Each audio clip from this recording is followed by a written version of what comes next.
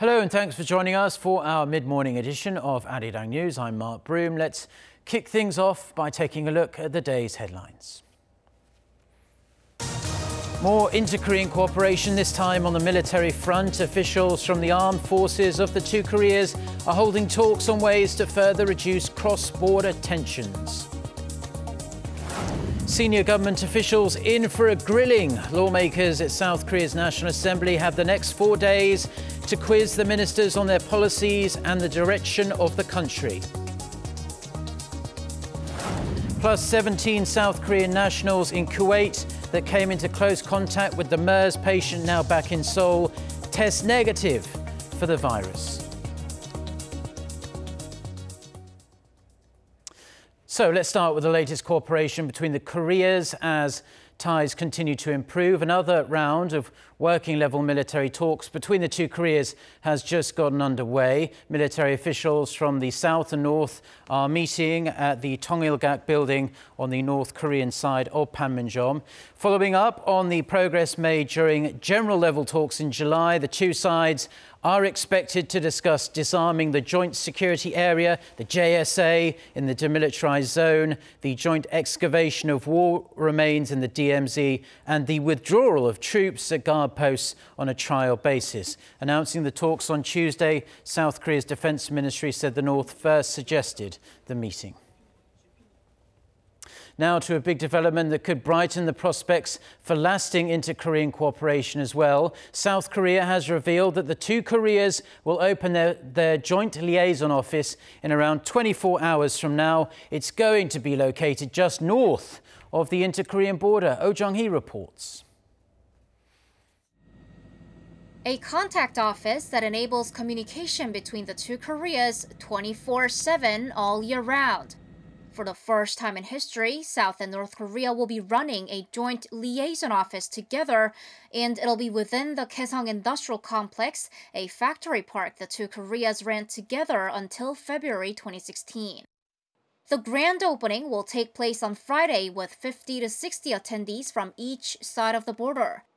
South Korea's Unification Minister Cho Myung-kyun and his North Korean counterpart Ri Sun-kwon, who heads the North's Reunification Committee, will be signing and exchanging an agreement on running the contact office.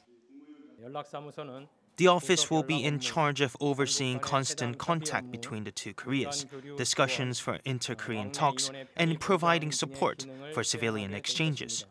Officials from the Land, Forest, and Culture ministries will also be staying.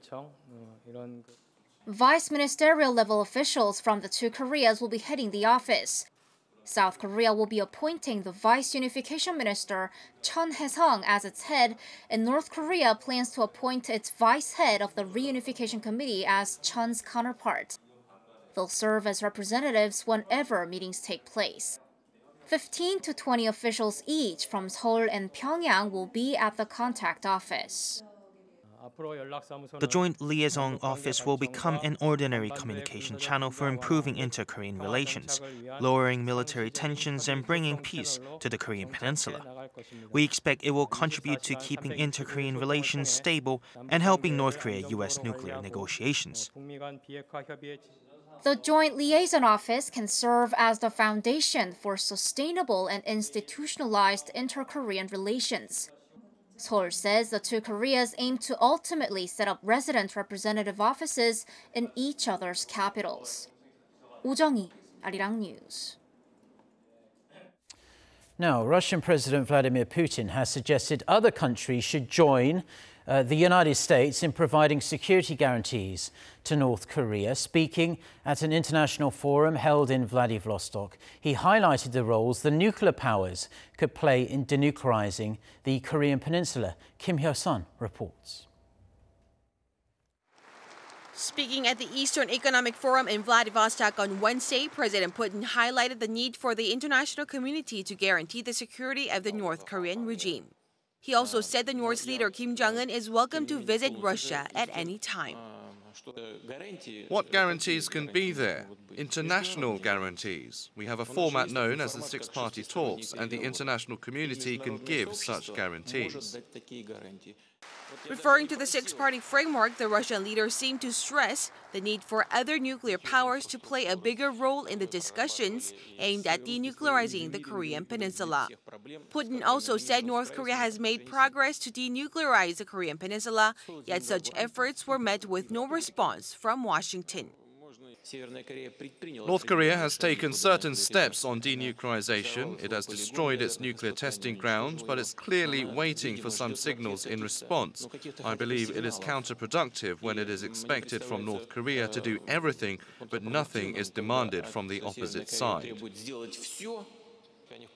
Yet at the same time, Putin highly praised President Trump's initiative to interact with the North, saying he has demonstrated courage and an innovative approach. Kim Yo-san, Arirang News.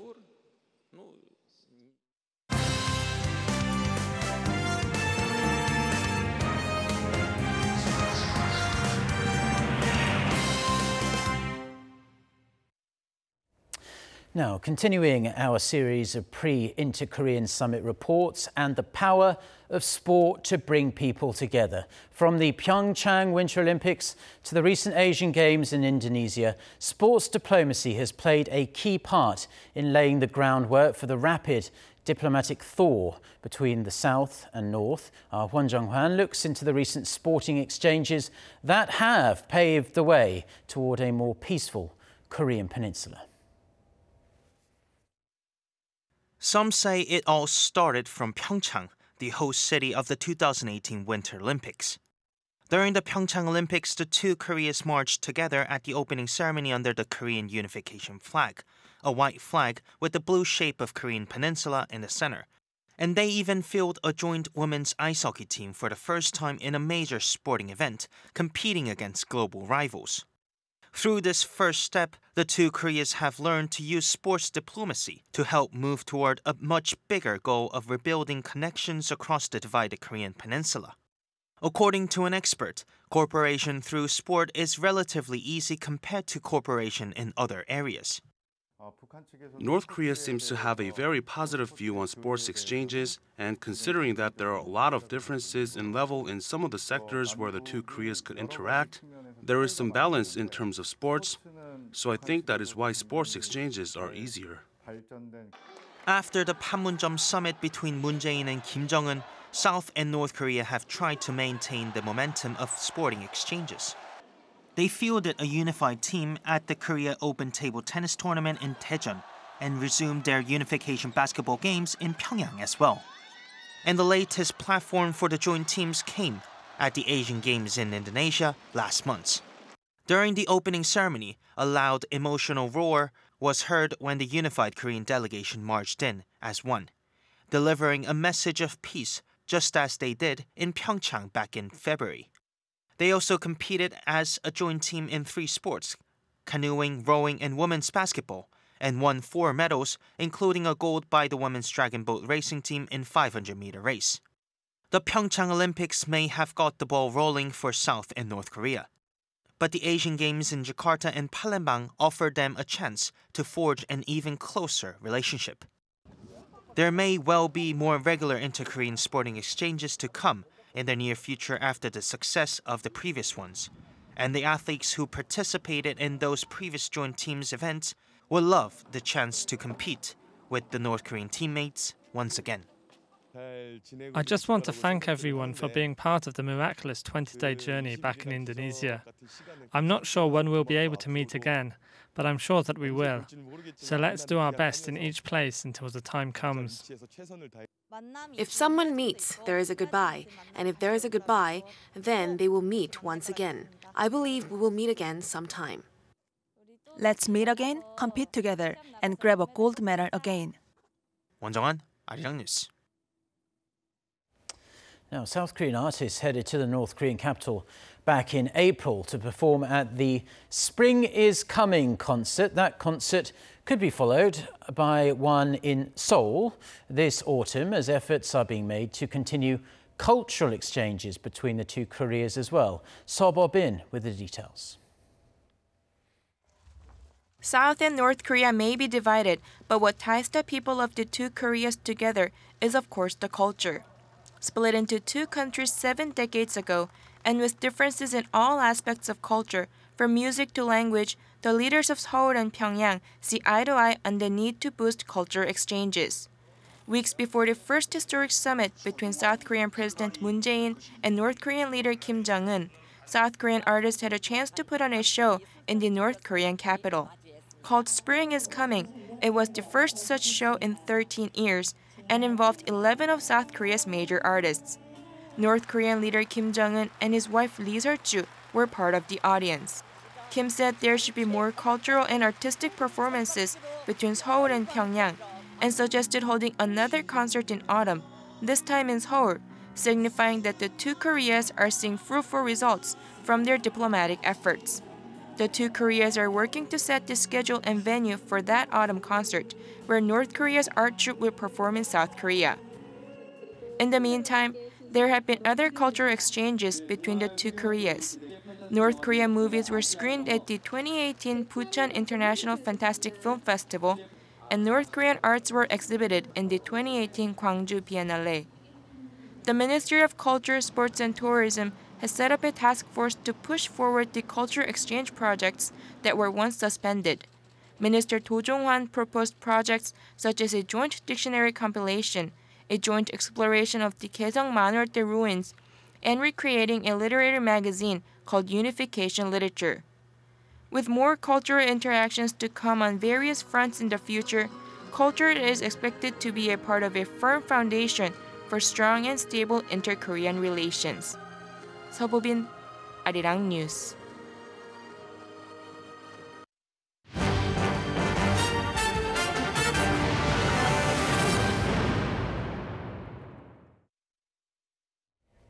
Now, in other news, South Korea's National Assembly is set to start a 4-day session where lawmakers will have the chance to grill the country's top government officials.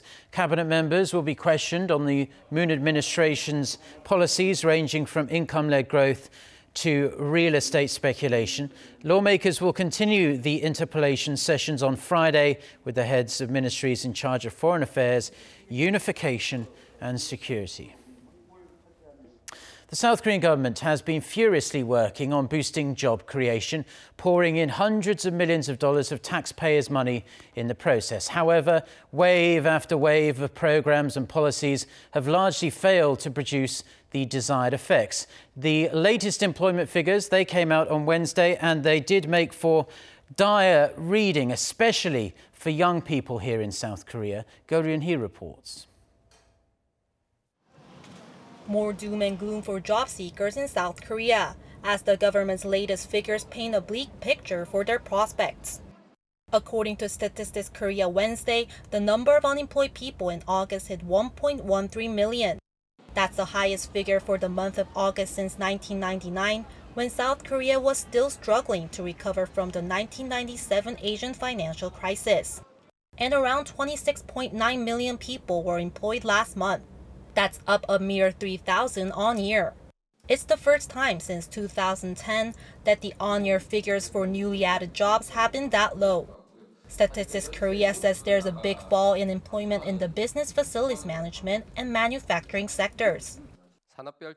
The number of newly added jobs in August compared to the same period last month increased in the health and social activities, information and communication industries. However, it decreased in sectors such as wholesale and retail, business facilities management and manufacturing. It's been suspected that the country's chronic issues of low birth rates and a rapidly aging society have played a part in the figures. But the statistics agency says it's not the only reason that could explain the shrinking labor force. A slowdown in South Korea's manufacturing sector, particularly its traditionally strong shipbuilding and auto sectors, which have been undergoing restructuring, was cited as the main reason for the faltering job figures for August. In the manufacturing industry, changes in working hours such as the new 52-hour maximum workweek system might have affected the job figures, along with the restructuring issue. Small and medium-sized businesses in this field might have been hit by the sharp increases in the minimum wage for this year and next year. The overall unemployment rate for August stood at 4%, up 0.4 percentage points on year. The outlook for young job seekers is even more gloomy. The jobless rate for Koreans between 15 and 29 years old was 10% last month, also the highest since 1999. Meanwhile, the government aims to use all of its jobs budget for this year by the end of next month. Around $17 billion has been allocated to tackle the unemployment issue. 고르니, Arirang News. Now, 17 South Korean nationals in Kuwait have tested negative for MERS. Seoul's foreign ministry said Wednesday that 16 Koreans who worked with the MERS patient while he was in Kuwait were confirmed to be fine and well. Another Korean national who showed possible symptoms of the virus voluntarily got examined at a separate hospital and was also confirmed to be free of the virus. 20 more Koreans on site are waiting to be tested for the virus. It's exciting times for tech fans as Apple has launched a trio of new iPhones and the latest version of the Apple Watch. Various upgrades have been made to the previous iterations, but if you want to grab the latest top-of-the-range iPhone, you are going to have to dig deep to afford the more than $1,000 price tag. Lee Seung-jae reports.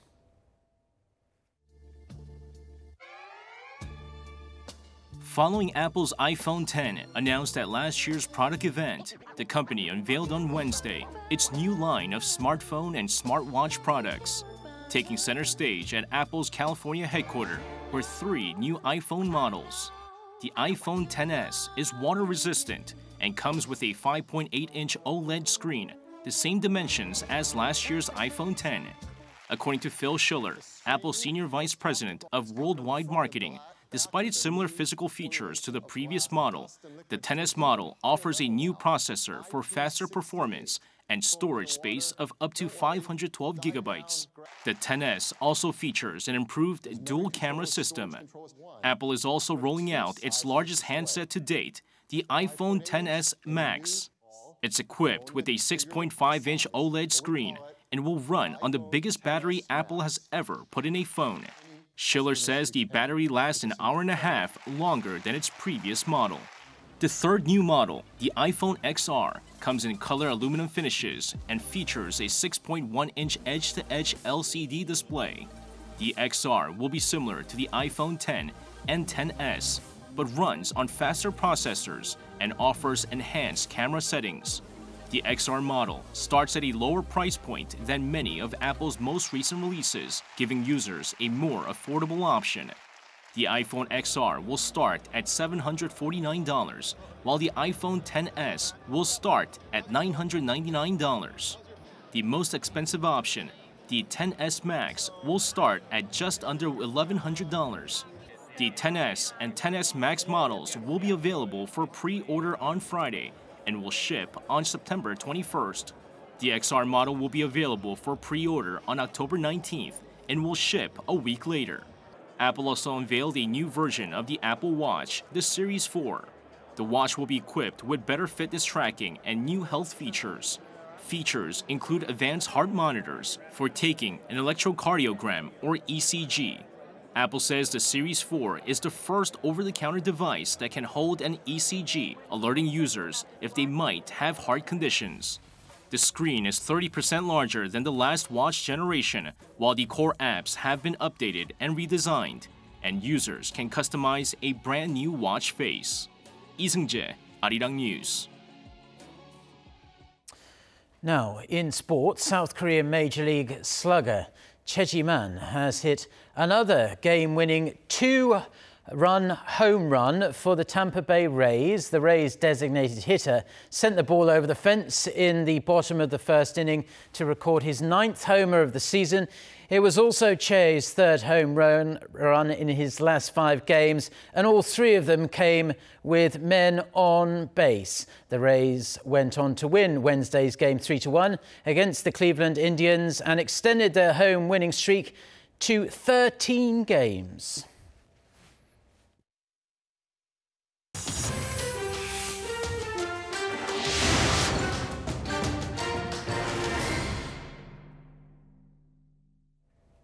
The United States has reportedly proposed a fresh round of trade talks with China. For more on this and other news from around the world, let's turn to our Noah Aram. So, Aram, if the reports are true, then this marks a rare olive branch from the Trump administration.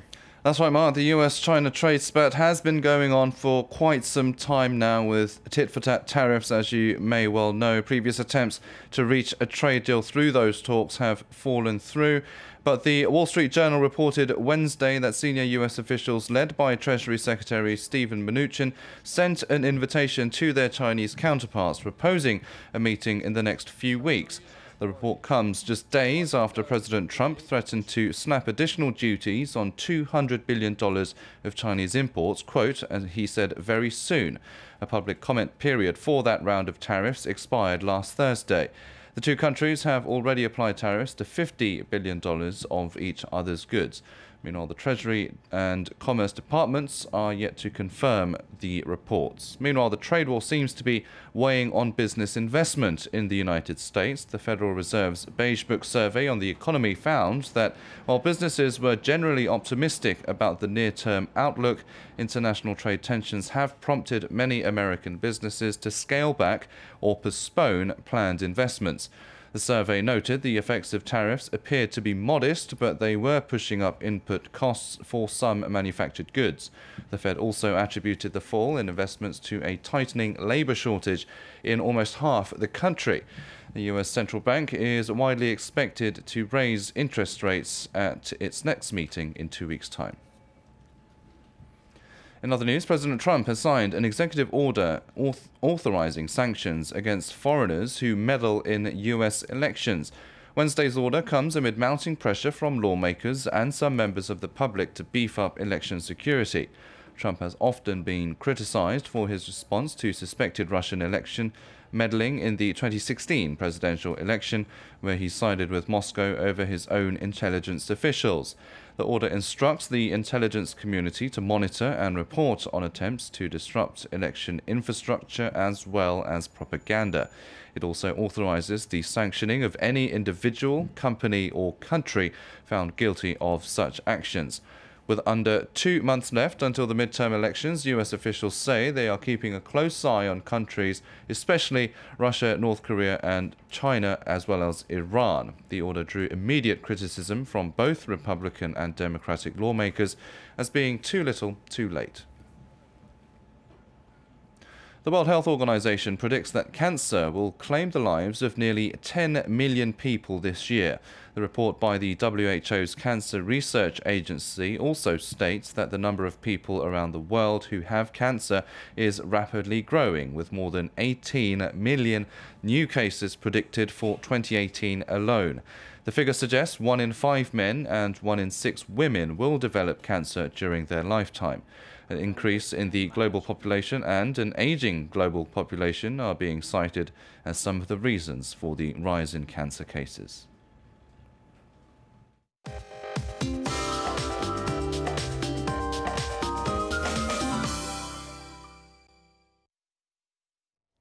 Good morning. If you're in the southern provinces or Jeju Island, you want to keep an umbrella handy today. There's been heavy rain on Jeju and southern coastal regions with a heavy rain warning in place for most parts of Jeju Island. And a weak trough of low pressure will bring more rainfall to southern parts of the country. Jeju and parts of Jeollado and Gyeongsang-do provinces should expect to see heavier showers today. In southern regions, we'll see showers going away by the evening, while Jeju will see showers all day. And rain will make its return to most parts of the country tomorrow. And daily highs for the day, Seoul will get up to 28 degrees Celsius with more clouds expected than yesterday, while southern regions will notice slightly cooler conditions. And Seoul will see showers around dawn Saturday, while the temperatures overall will remain comfortable. Just beware of wide gaps between lows and highs. That's Korea for you, and here's international weather for viewers around the world.